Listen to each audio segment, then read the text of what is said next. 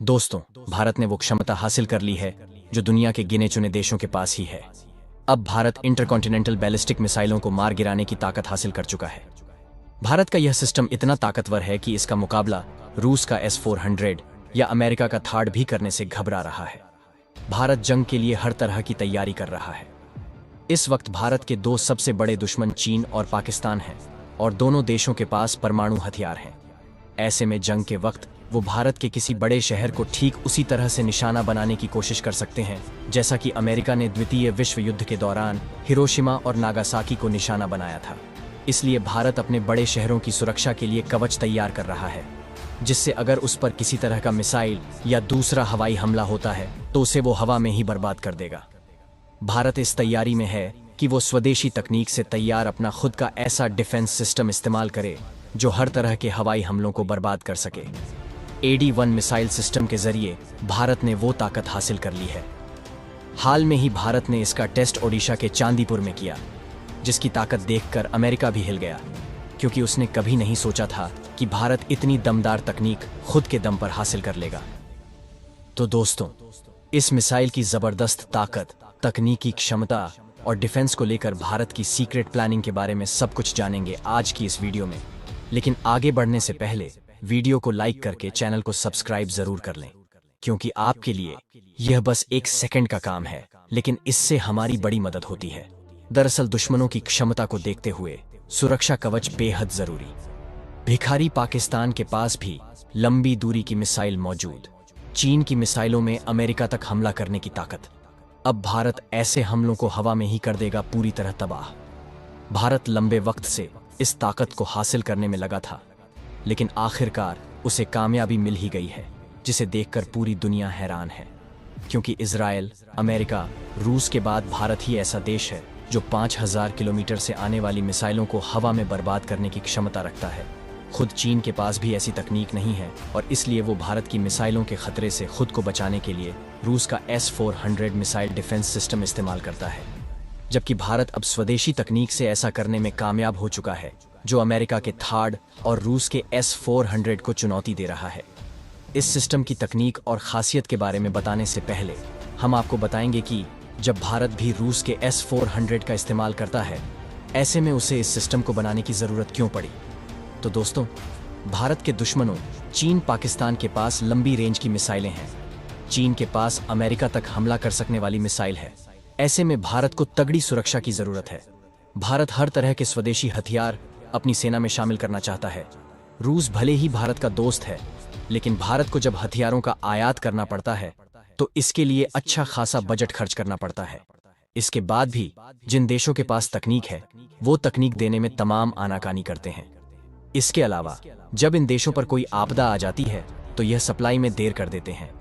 S-400 के मामले में भी रूस ने भारत को अब तक केवल 3 बैटरियां ही सप्लाई की हैं, जबकि 2 सिस्टम आने अभी बाकी है, जिसे रूस ने यूक्रेन जंग की वजह से रोक रखा है, क्योंकि भारत के लिए उसने जो सिस्टम तैयार किया था उसे वो खुद इस्तेमाल कर रहा है।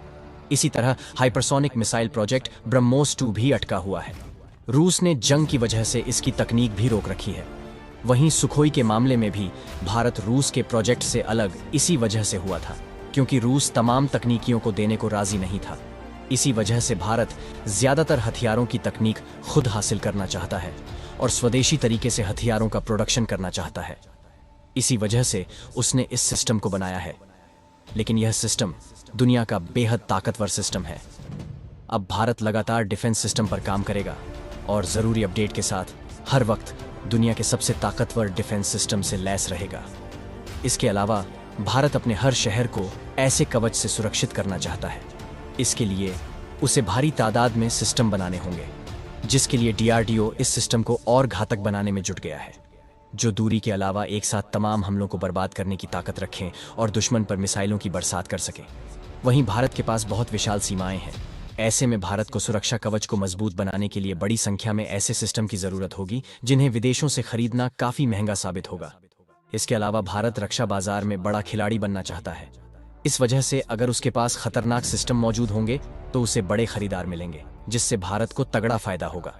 भारत का यह सिस्टम इतना ताकतवर है और यह कामयाबी इतनी बड़ी है कि इसे देखकर उसे अमेरिका का कलेजा हिल गया है, जो ब्रह्मोस की ताकत पर सवाल खड़े कर रहा था। आपकी जानकारी के लिए बता दें, भारत ने हाल में ही अपनी इस ताकतवर डिफेंस मिसाइल का परीक्षण किया है और यह टेस्ट ऐसे वक्त पर हुआ है जब अमेरिका ने ब्रह्मोस पर सवाल खड़े करने की जरूरत की थी।